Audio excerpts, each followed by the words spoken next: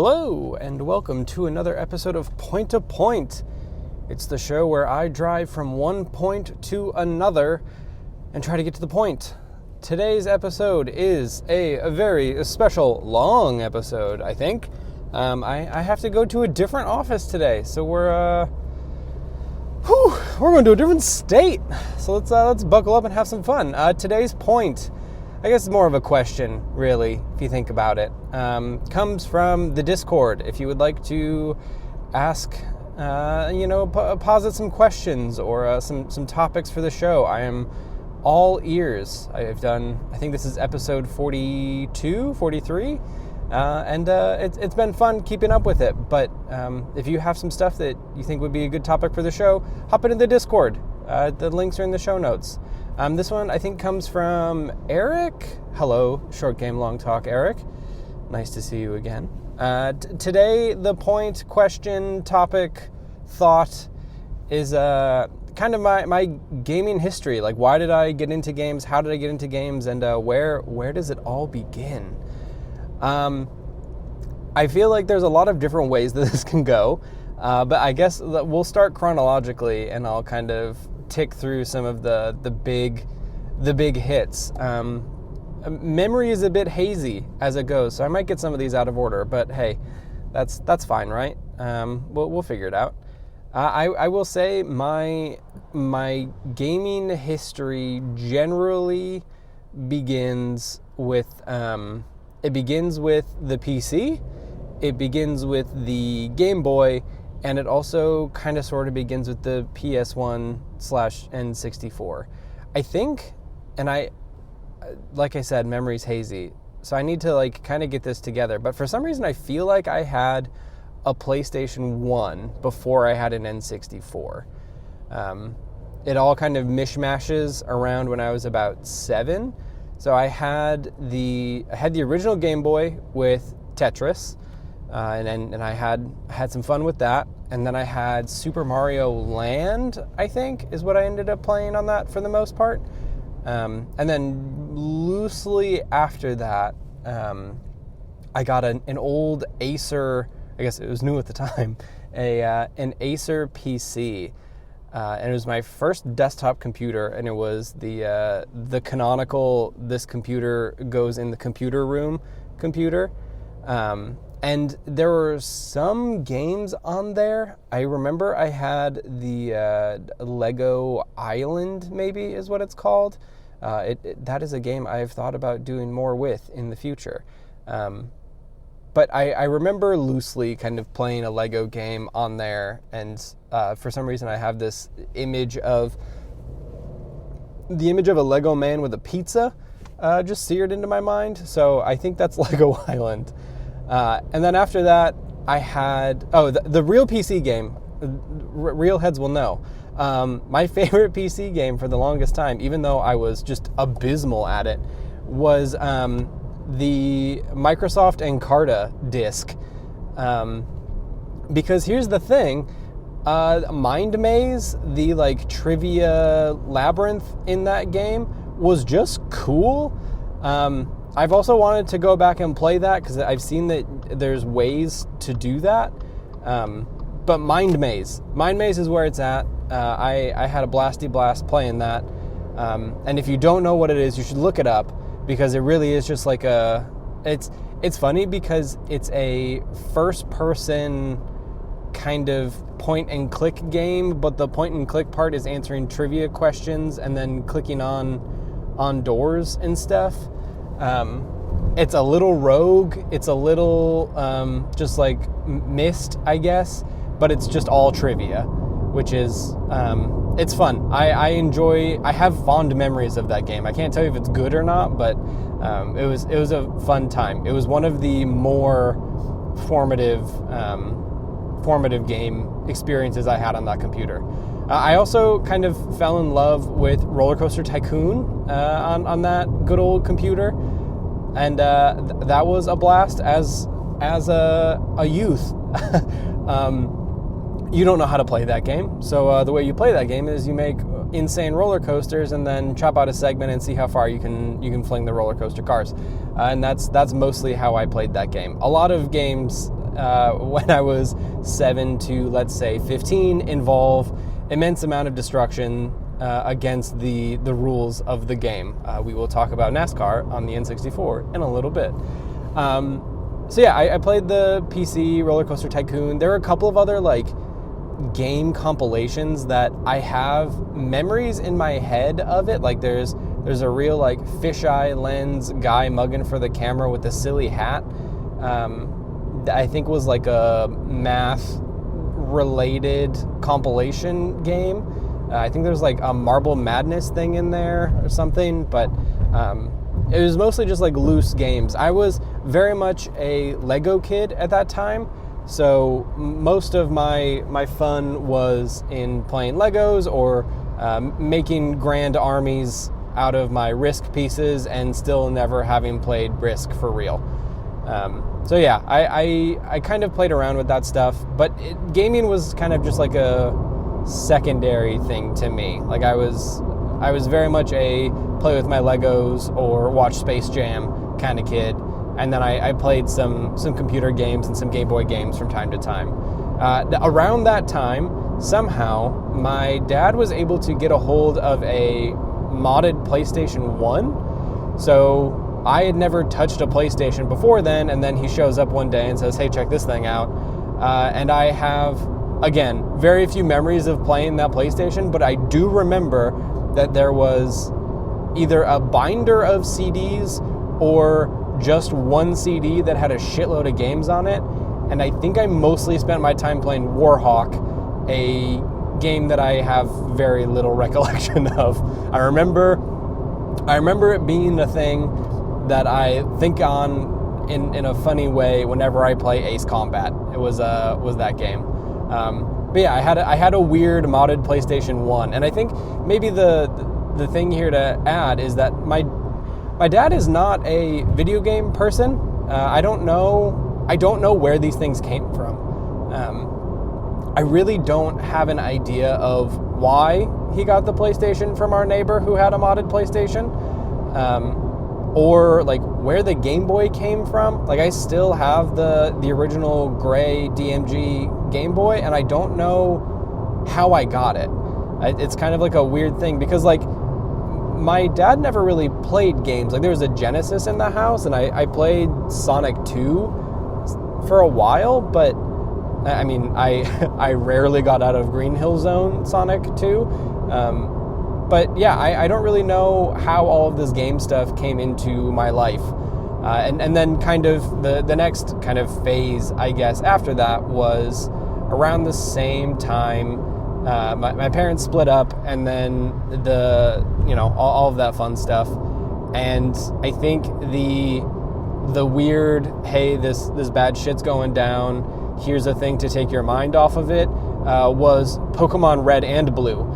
And it is Pokemon Red and Blue because in the ever-escalating, newly divorced arms race, it means that my parents are very territorial over stuff. So when my dad bought me the lime green Game Boy Color, it was not really allowed to leave the house or like leave, his custody. And the same kind of deal. So my mom ended up getting me the blue Game Boy Color, the like aqua blue one, which I still have. And that one was the same deal. But I got blue at my dad's house and red at my mom's house, and I played them kind of concurrently. I still have the glue falling out Prima guide for Pokemon Red somewhere. I should probably go find that. But so the kind of benefit here is that I had both of the games, and then I was able to play them concurrently and kind of get different starters and all of that. And then at some point, when I got the fun accessory package of the teal Game Boy Color carrier thing that has a Pikachu embroidered on it, I also got a worm light, which matched my blue Game Boy, and I got a link cable. And this was the great revelation, because as the rules kind of laxed at my family's house, those Game Boys started to travel a bit. And so I played Red and Blue, and then the blue cartridge I still have became my primary Pokemon game. And I basically like used all of the stuff I had in Red to get the other legendary birds and kind of all of that stuff. And then I ported almost all of those like special Pokemon over to my blue setup. And I ended up playing that, and then as time progressed, Gold and Silver came out, I got Silver, and then my original starters and everything were all transferred to a Silver cartridge. And I kind of maintained that through Silver and Gold, and then I let my cousin borrow my Silver save, and he wiped it. So, so it goes, I guess. But yeah, so I was a big Pokemon kid up to the second generation, and then I kind of just fell off. I never made the jump to a DS. I also kind of, around that same time, I got the N64. I had all the hits. I had Super Mario 64, Star Fox 64, Star Wars Shadow of the Empire, a game that I never got past the first level in, Star Wars Battle for Naboo, the game everyone remembers, and NASCAR 96, 97, I can't remember, a NASCAR game, because guess what, my dad was a big NASCAR head too, big into motorsport, not the kind that I enjoy now, but he was a big NASCAR head, loved Dale Earnhardt, and Dale Earnhardt I think he was definitely in the roster, but he might have been on the cover, and I don't remember. So I had that for my N64, and this is kind of where my gamer cred, I guess, is about to be called into question. So I played Star Fox. Star Fox is one of the only first-party Nintendo games I've ever finished. I really liked Star Fox. Actually, it was a good game. I liked the branching paths, and I've always kind of meant to go back. I think I started it on NSO a while ago and just never picked it back up, but I love Star Fox. I wish that they made another one of those. I should go back and try some of that other stuff. But this is also the renting time, right? Like, this is when you go to Blockbuster and rent some video games. And I rented Ocarina of Time. I've loaded into other people's saves in Ocarina of Time, but I've never actually played Ocarina of Time. I ran around the Kakariko Village section and swung a sword, didn't understand Z-targeting, and had to return it the next day.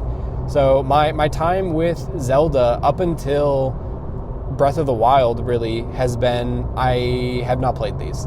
I played a little bit of Link's Awakening when the Chibi style remake came out, but other than that, I've never really touched them.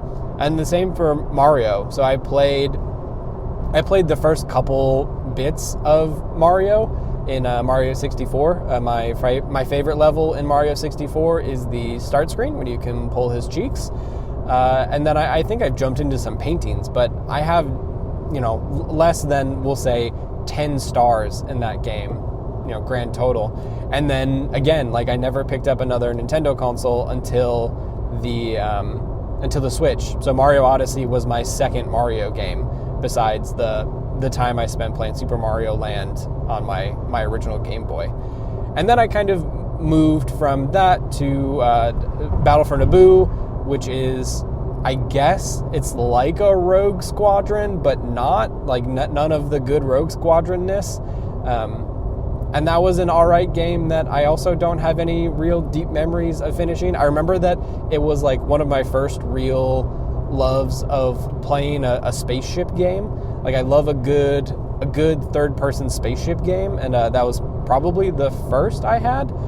But yeah, my N64 was I played Smash with friends a couple of times and never really got it. I think I remember playing Mario and Sonic Go to the Olympics or whatever once, but my N64 days and kind of my early PlayStation days are mostly non-existent. I never really branched out that far. The part where games kind of hit me was with the PlayStation 2. So I saved up enough lawn mowing money and bought myself a PlayStation 2 and spent a lot of time playing that in my mom's basement.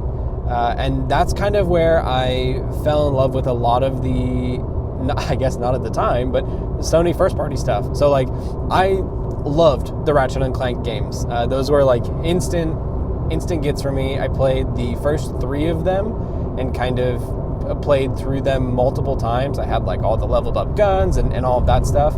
And then speaking of third person vehicle games, the other game that I remember buying at like a PlayStation Greatest Hits bargain bin at Walmart or something was the Rockstar game Smuggler's Run, which, yeah, it's not great, but I remember it had dune buggies and stuff. I will say, I think Smuggler's Run is the Rockstar game that I like the most. I played a little bit of GTA, but this is still like early teens. So my GTA experience is, having the Blockbuster cheat codes manual and then typing in some cheat codes to get rhino tanks and do no-fly jumps over the closed bridges. I never engaged with the story of a GTA.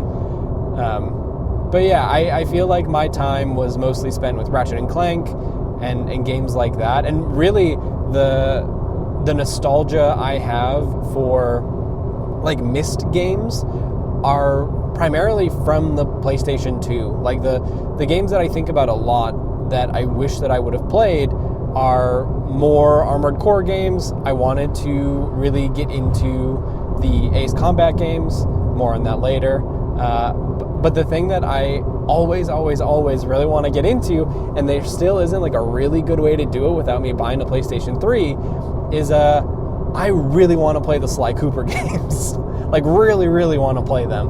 But I just have never put the effort into doing it, and it might just be wait until emulation gets to like good PS2 emulation and then do it.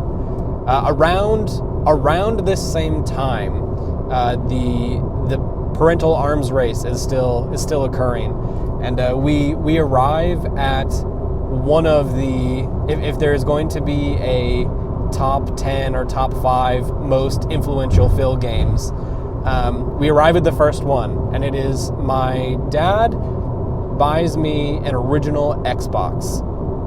Again, I don't know why. I really don't think I had any like recollection of wanting to get an Xbox, but I got one. And with it is a little game by this not super well-known Canadian studio called BioWare. And it is Knights of the Old Republic 1 and 2. And these are kind of foundational games to me and my taste in what I like in games. So you probably know what KOTOR is. They are CRPGs that are Star Wars. They are like Old Republic, so they are like several thousand years before the main trilogy. It's kind of that perfect Legends canon now, where there's a secret Jedi and you have to level up, and I think it actually uses D&D 3rd edition as like the actual background system that it's working on. But there are like story-based RPGs that have dialogue choices and branching paths to some degree, and you have like choices at the end of each mission that will kind of determine if you're good or evil, etc. And these are games that I just absolutely loved. It's also a series that I think is the origin of one of my weird gaming quirks, which is I played each of the KOTOR games all the way through, I think 6 times, because there is the so that my playthrough setup for almost all BioWare games up until I think Mass Effect 3 was you play the good ending, the bad ending, and the like neutral, what you would actually choose ending for both male and female characters. Because BioWare, probably upon revisiting did a bad job of this, but at the time, BioWare was having like some slight differences in dialogue choices between the gender of the characters, and then also you had different dialogue options for like, I'm going to do the evil shit or I'm going to do the nice guy thing. And so that was kind of my MO for these games. And they lasted me forever because those are 40-hour RPGs that you're playing 6 times. And I still think very fondly on KOTOR. I've been listening to A More Civilized Age, which is something that will come up in this future episode of 70% Complete. And that they are going through KOTOR too right now, and I'm having the itch again of like, ooh, should I get this? Because I already have the first one on PC. Like, should I just get the second one and mod it all to hell and have a good time? So I'm thinking about it. We'll see what ends up happening. But so I played those, and those were like seminal works in like what makes up my taste in games, which we'll get to in a little bit, because that continues to evolve in this direction. And then it's also where I played Halo 2. So I never played Halo 1, but I played a lot of Halo 2. I played a lot of FIFA on that Xbox, which was interesting because I had my first... I was never a football kid. I got Madden, I think, on the PlayStation 2, but I was never like a big football watcher. But soccer was something that I did as a kid, and it became something that I really enjoyed. So, I became a Manchester United fan in the halcyon days of the early 2000s.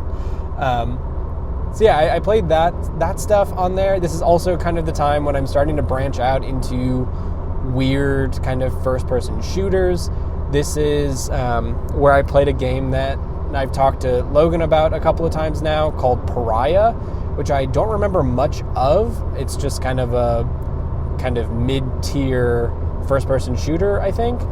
And then it also is the time when I started getting into like other first-person shooters on the PlayStation, so kind of bouncing back and forth here. But this is my introduction to Call of Duty and Medal of Honor, right? Like I have fond memories of playing the first couple Call of Duties. Medal of Honor, Frontline, and Pacific Assault were like big, action-packed, like World War II games that I really enjoyed playing at the time.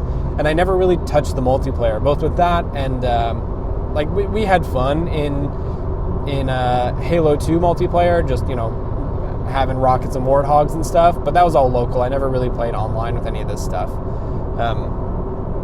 But I kind of like evolved from there into the Xbox stuff where, I started playing like RTSs on the computer, or I started playing CRPGs a little bit more. And I think if my timeline is lining up here, this is also around the time that my mom remarried, and her new husband was really big into computers, and he had this, still has actually, it is still in a box in the basement, which I find hilarious, an old Gateway. So he had an old Gateway computer, and on it he introduced me to the Age of Empire games, which are still some of my favorite old RTS games. So I played a bunch of Age of Empires 1, and then when Age of Empires 2 came out, we played a shitload of that.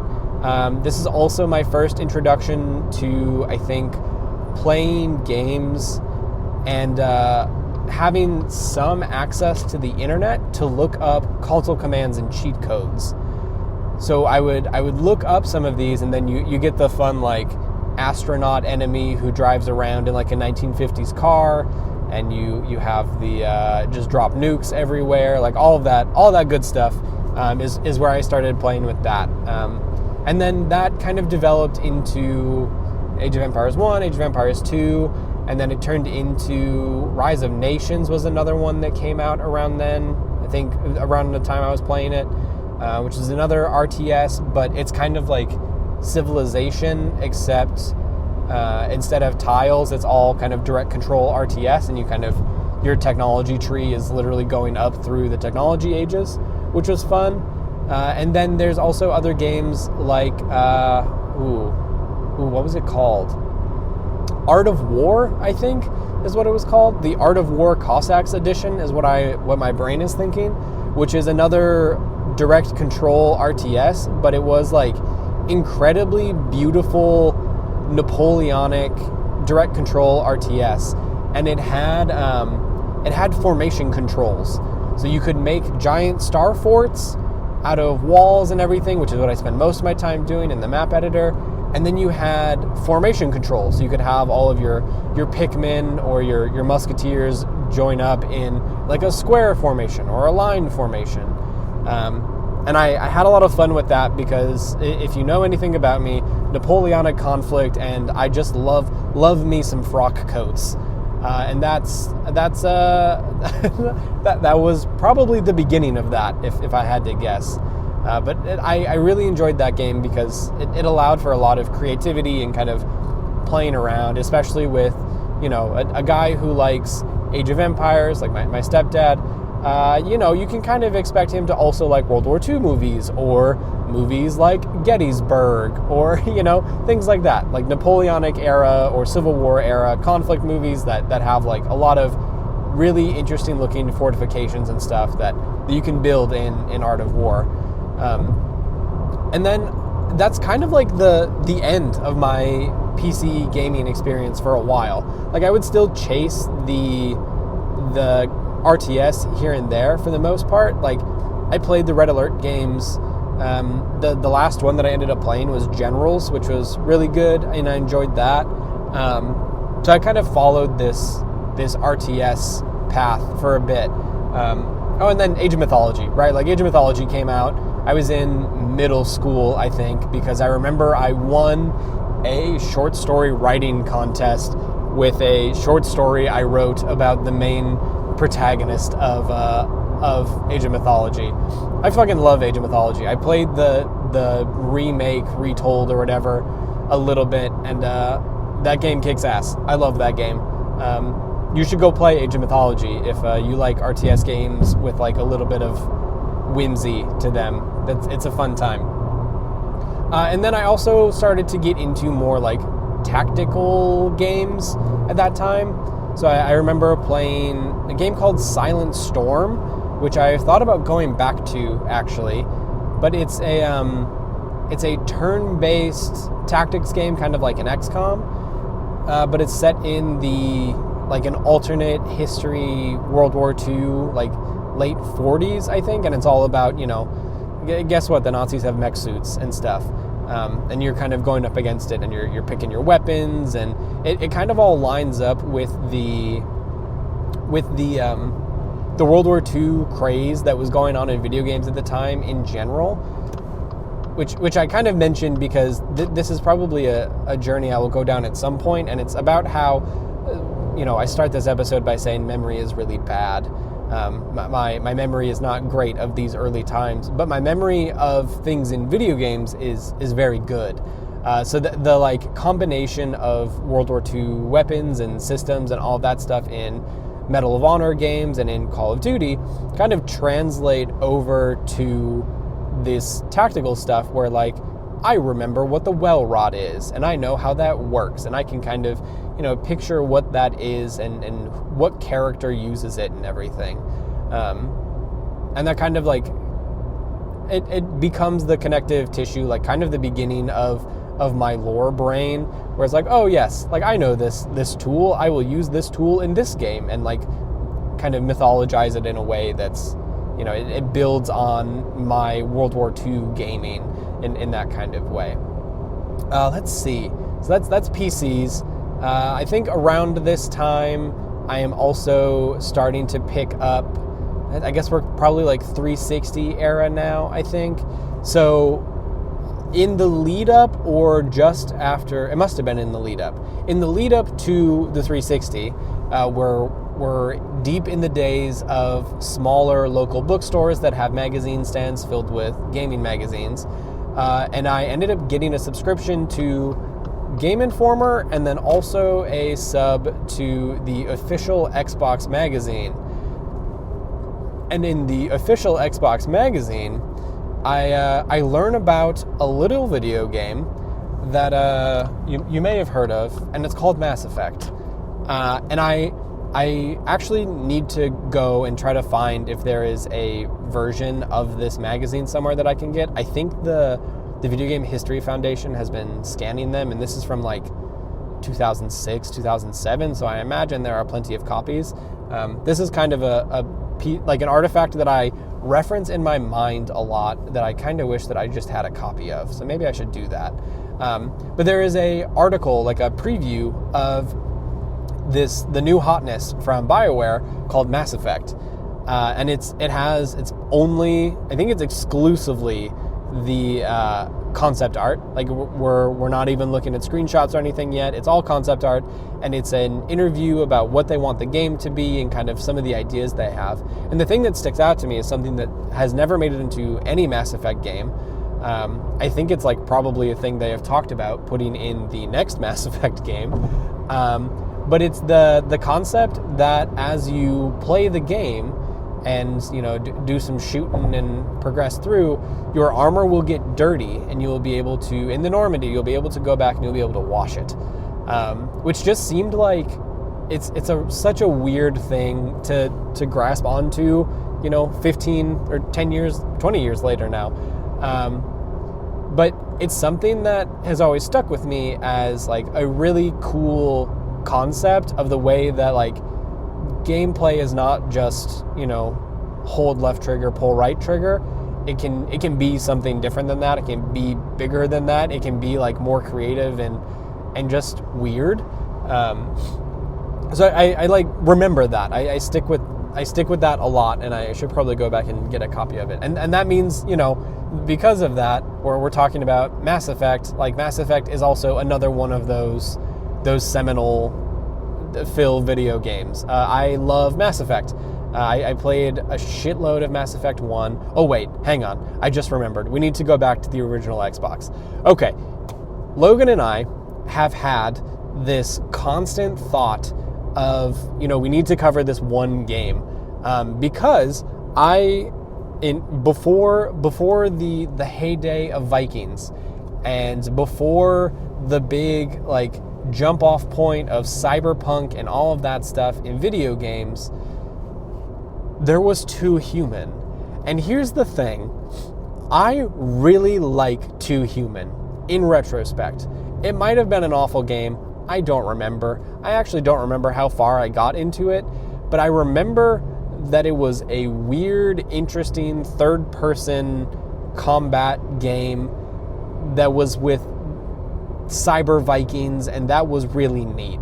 So I played Too Human on the original Xbox, and it was a grand experience, and I wish that everyone could play Too Human, because it is a silly game, and it has like so much lore about the game itself, hilariously, as I drive to the state of Rhode Island. But yeah, I played Too Human, and it was like a fun, like, check out this weird thing that they made. I also, now that I think about it, this is also where I started playing the Fable games.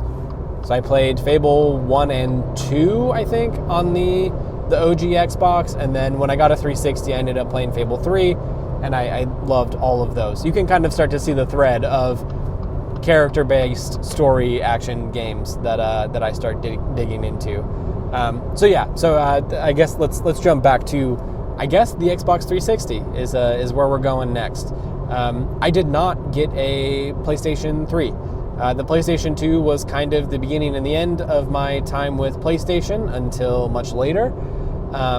And then from then on, I was kind of just a Microsoft guy. I ran with the 360, then I got the Xbox One, and then the Series X. And then I think after I got it was right before the Series X that I ended up getting the PlayStation 4. So the 360, I think for a lot of people, especially me, was the formative video game experience. So I never had a DS. So my primary gaming console was the Xbox 360 with the blue the blue kind of like pinstriped faceplate. Remember faceplates? And so I got the 360, and I don't think I got any games for it right away. Like, from what I recall, my Xbox 360 first experience was was Hexen. Played a lot of Hexen, Hexen HD, because I think that was the pre-pack game that was just the Xbox arcade thing on there. And then I played a lot of, well, I guess we'll get to that. The next bit, we're still in the rental phase. So I rented a bunch of different games for the 360. The one that kind of sticks out to me is a game that I don't think anyone has thought of since 2009. And that is The Outfit, which is, I think, maybe one of the last World War II games I ever played. And that was like a mercenaries style game, but in World War II. I rented it for a weekend, and that was kind of my first Xbox game. I think I played a little bit of Cameo at the time, but that was kind of like the one. And then seminal video game number 3 or 4, depending on how you count, The Elder Scrolls 4: Oblivion. Oblivion. What do you say about Oblivion? Oblivion is a fantastic game. As a person whose first Elder Scrolls game was Oblivion, I have almost nothing bad to say about Oblivion. It is wholly a game of its time. But holy cow, I love Oblivion so much. I put in over 220 hours into at least one save, and then I think I had another save that was around like 50 to 100. I love that game so much. Oblivion is still the only game, I think, on my Xbox, or kind of ever, that I have got the 1,000 out of 1,000 achievement points. And it's kind of part of the reason why I kind of don't achievement hunt anymore, because at this point it's been there for so long, it might as well stay there. I loved Oblivion. I still love Oblivion.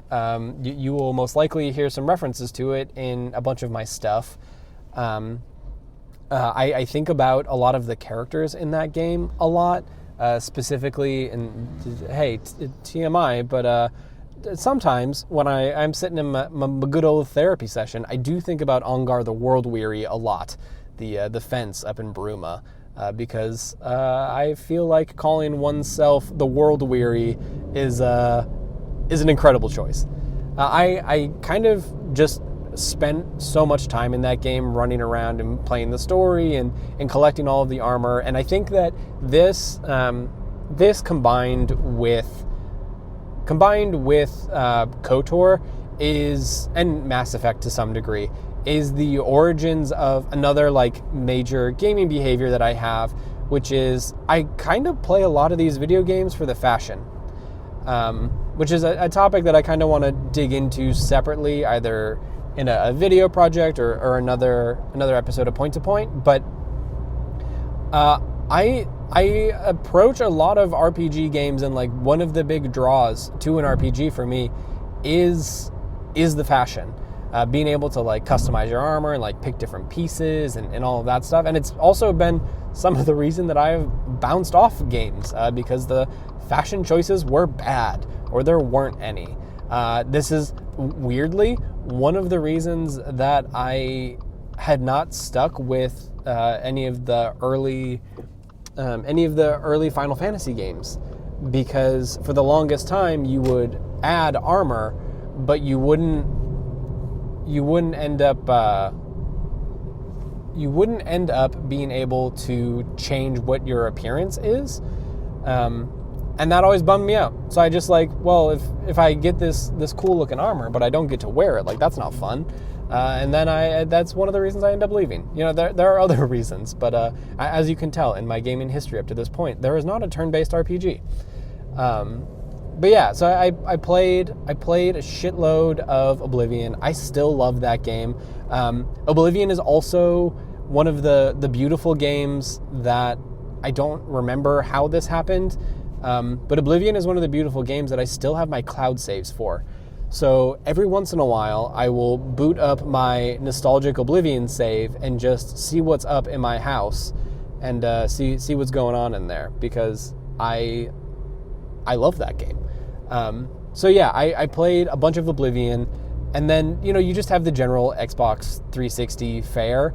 But kind of like the rest of my consoles, I never really owned a ton of games that stood out to me. Like, I think for each of the consoles, I had probably less than 10 games.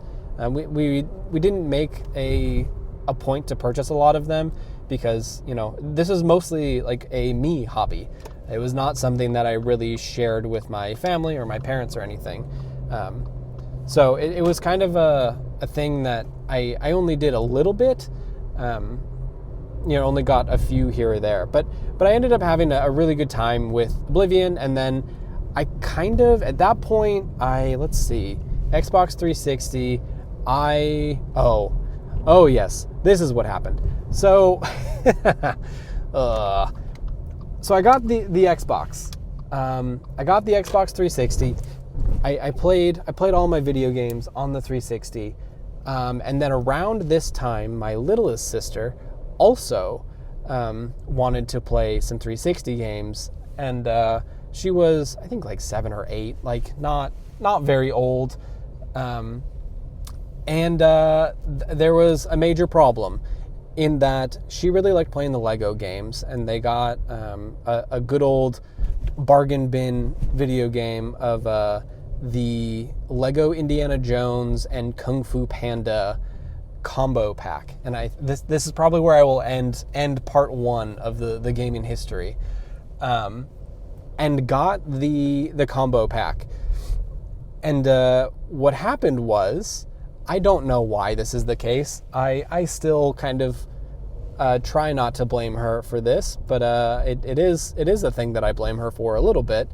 While I was away, I was like traveling, or like, I don't know, I was like in school or something. She wanted to play Kung Fu Panda, and that's fine. And hopped in my room, played Kung Fu Panda, and I returned home so excited to play probably Oblivion, but who knows. And I came home to my Xbox 360, and everyone real sheepish about the state of the 360. And I go in there, and I turn that bad boy on to go have a blasty blast in whatever foreign world I'm about to go into. And guess what? It's the dreaded Red Ring. Somehow, Kung Fu Panda, the DreamWorks movie tie-in game, Red Ringed my Xbox 360. And that was kind of it, you know, like Xboxes were expensive, and I never really, at that point I got a compact laptop that, you know, that's where I played Generals and some of the other stuff, but I never ended up getting another 360. I ended up just kind of playing that for the longest time, and then I got that laptop, and that was kind of it. I remember I think we ended up getting another 360 when I moved into college, and that's when we were playing, like, oh boy, that's when we were playing stuff like, I played Hawks, which was good. I played we have not touched on SOCOM or Ace Combat or End War yet, which will be things that we will come back to. The halcyon days of good old the halcyon days of microphone games. I love me a microphone game. But yeah, so I played stuff there, and my roommate Nick, our composer actually, he got Skyrim. So Nick got super deep into Skyrim, a game that I have still not spent more than 2 hours in the multitude versions of that game that I own. And that was kind of the end of my 360 era. And then after that, I never really came back to it. So I ended up playing that stuff in the 360, and then I took 3 years off because I was in college. I took a couple of years off, and then came back in 2017 with the Xbox One. But I think I will leave you there because I am actively trying to find a parking spot in this parking ramp now. And just kind of a little bit of a tease, maybe we'll come back and we'll talk about the good old days of Ace Combat and SOCOM and all of that stuff. But I will tease you with one last seminal Phil game that we will talk about, and it is, prepare yourself, BioShock. We'll talk about BioShock in my college days because I have a lot to say on BioShock, and I'm sure that it will become a larger topic in the future. But yeah, I'll leave you here. Have a great rest of your day. Thanks for hanging out with me on this very long drive. I hope you enjoyed this episode. If you do, let me know. And if you have like other topics that you want to hear me chit chat about, hop into the Discord. The links are in the show notes, the links to the website, all of that stuff. This has been really fun. I have not talked about this kind of publicly, and it's kind of nice to go back and reminisce about some of my favorite things that I honestly have not thought a lot about in a long time. So thanks for listening, and we'll catch you next time. Bye!